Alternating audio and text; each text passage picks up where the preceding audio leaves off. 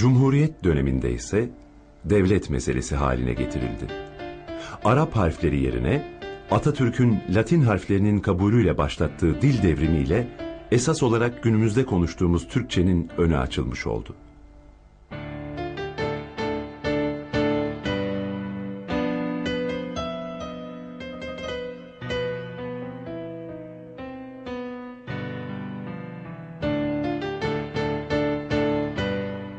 Böylelikle yabancı diller karşısında yok olma tehlikesine karşı Kaşgarlı Mahmud'un, Yusuf Has Hacib'in, Ahmet Yesevi'nin, Atatürk'ün Selçuklu Sancak Beylerinin verdiği mücadeleyle varoluşsal anlamda ilk ivmesini kazanan Türk dili, günümüzde yine hakim bir dil haline gelmeyi başararak bugüne kadar olan tarihsel öyküsünü tamamladı.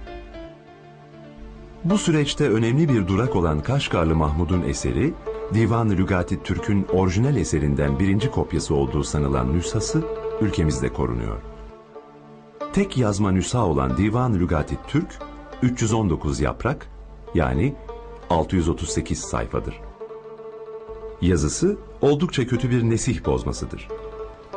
Aslen İran'ın Save kasabası halkından olup sonradan Şam'da yerleştiği anlaşılan Muhammed bin Ebu Bekir Dımışkı tarafından 1 Ağustos 1266 tarihinde yazılmıştır. Müstensih'in yazdığına göre bu kopya, Kaşgarlı Mahmud'un kendi eliyle yazdığı asıl nüshadan kopyalanmıştır.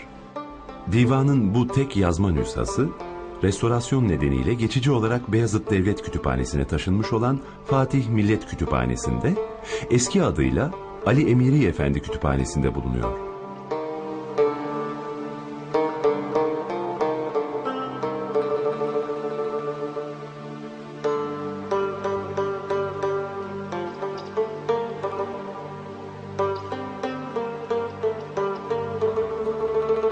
Tanzimat döneminde Besim Atalay tarafından yapılan çeviri serisi arasında ayrıca tıpkı basımı da yayınlandı.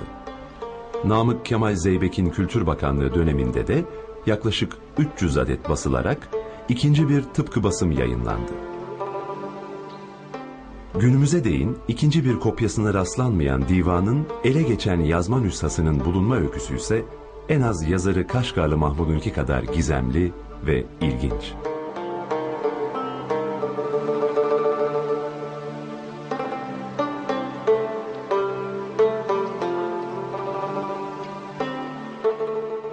Meşrutiyetin ilk senelerinde Vanioğullarından Nazif Paşa'nın hısmı bulunan bir kadın, Sahaflar Çarşısı'nda Kitapçı Burhan Efendi'ye satılık bir kitap getirmiş.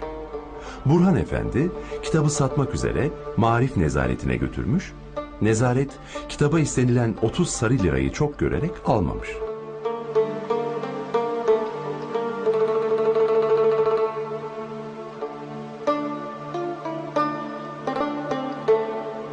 Bunun üzerine Burhan Efendi kitabı Ali Emiri'ye göstermiş.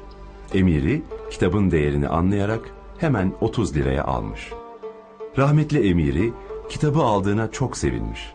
Herkese bu kitabın değerinden söz eder ancak kimseye göstermezmiş. Ziya Gökalp bu kitabı görmek için hemşerisi Emiri Efendi'ye çok rica etmişse de ona bile göstermemiş. Kitabın basılması düşünülmüş. Ali Emiri Efendi kitaba bir şey olur korkusuyla buna yanaşmak istemiyormuş.